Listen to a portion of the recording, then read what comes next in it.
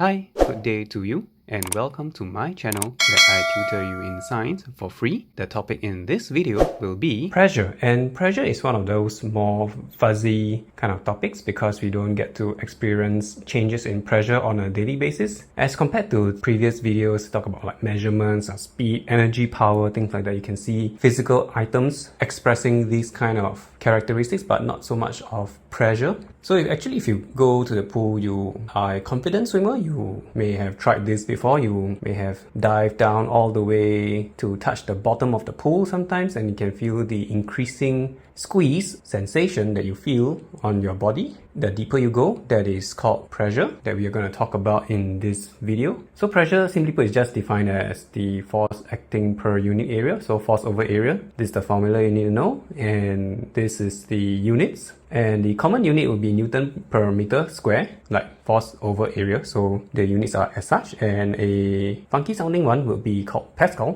PA. And this is the very basis on how knives work, scissors work. A very large force is, or rather, the force of your hand is applied to a very, very small area because the edge of the knife is sharp. The area is very small, so it's concentrated to that little area on high pressure. So it's always a good idea to keep your knives sharp so you prevent injuries where the knife does not cut and you have to use a lot of excessive force which may slip and change direction. And a lot of these questions like this will need you to just plunk in the values and just churn out the numbers, so I won't talk too much into detail. Yeah, a little bit of basic geometry will be involved as well. Sometimes questions will give you like a measurements of a block of material and you have to calculate the force over area. Next, we go on to pressure in liquids. So pressure in liquids, like mentioned earlier, if you dive down deeper into the pool, the deeper you go, you feel the increasing squeeze on your body. So pressure in liquids have a little different formula called P equals to H rho G, density being pronounced as rho. The originated form is it's still the same, force over area,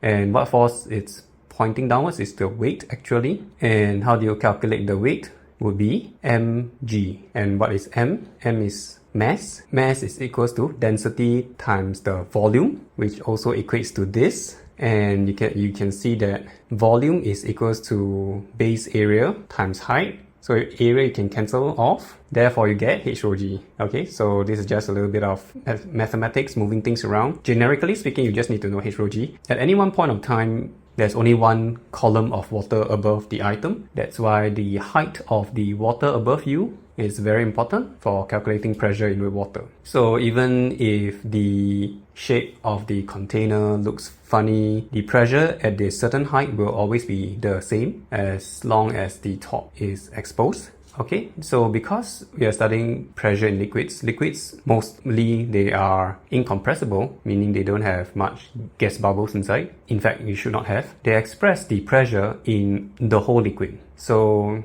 it is widely used in hydraulic press. If you press the piston down on the left side, the piston on the right will go up because the pressure in the liquid is expressed uniformly throughout the liquid body, and the only way to escape will be the other piston. That is why it is noted to be pressure equals pressure. Pressure on one side equals to the pressure on the other side. Similarly, force over area of one side and the other side. If the piston size is different, we will note that since area is larger, then the force will presented on the bigger piston will be larger. So this acts like a lever to multiply a force. This also obeys the formula of force times distance equals to force times distance on one side to the other. So if the small piston goes down a longer distance, the large piston will go upwards a smaller distance. We talked about pressure on solid items, we talked about pressure in liquid items. Now let's talk about pressure in gas. There's lots of air surrounding us, and the Earth gravitational pull pulls all this air towards itself. Therefore, the weight of the air is actually pressing against you, just that your body internal, its homeostasis mechanisms are able to help to withstand this amount of pressure. That's why we don't feel much of a difference. It presses down onto us with this amount of pressure. This is the common value, or we usually call it 1 atm, 1 atmosphere. And this is the principle on how we drink water.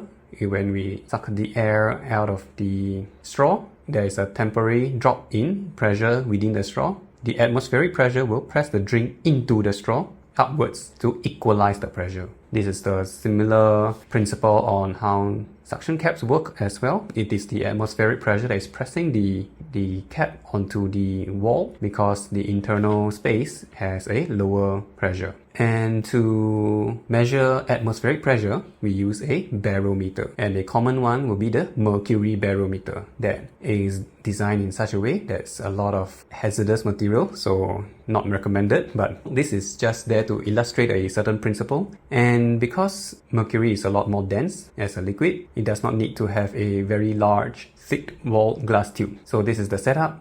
It has to be a vacuum on the inside so the mercury can freely rise on its own. So the atmospheric pressure will press onto this exposed mercury into the glass tube. And it should achieve a height of 760 mm. That would be the pressure for 1 atmosphere. We usually call it as 760 mmHg because we're talking about gas pressing onto liquids. The next tool we're going to look at measuring gas pressure using a manometer. So manometer is this U-shaped glass. The gas pressure that you want to measure is on the bent leg and the straight leg is left exposed to the air. And in this case, if they are level, they are on the same height, means that the pressure in the bent leg is equal to the atmospheric pressure. What happens if it is lower? Then do note that at the low point, the pressure is the same from here to here. What that means is on the straight leg, there is atmospheric pressure and a certain height of liquid that is pressing onto this point. So you have to add this up to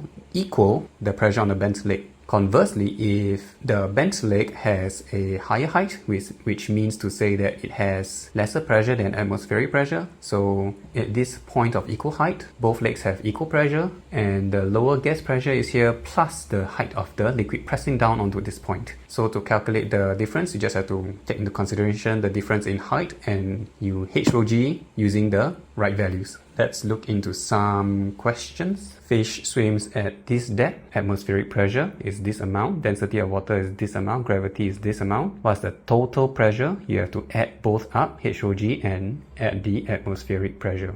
Okay, a fence has an area of this. Strong wind blows. One side, pressure is this amount. Pressure on the other side is this amount. So what is the resultant force on the fence? So they first give you the pressure. You need to work backwards to find the force. So plonk in the values, the formula, and then the values, and then bam, you get the answer. So same extraction is very important. Okay, so hydraulic press looks like that. Downward force on this area. What's the upward force on piston L? So pressure exerts equal pressure around its whole liquid body. So pressure equals pressure, force over area equals force over area. Plonk in everything, and there you get your answer.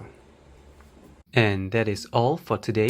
Hope you enjoyed this video. Do give it a like and subscribe and share it with somebody who needs to see this. And I will catch you in the next video. Bye!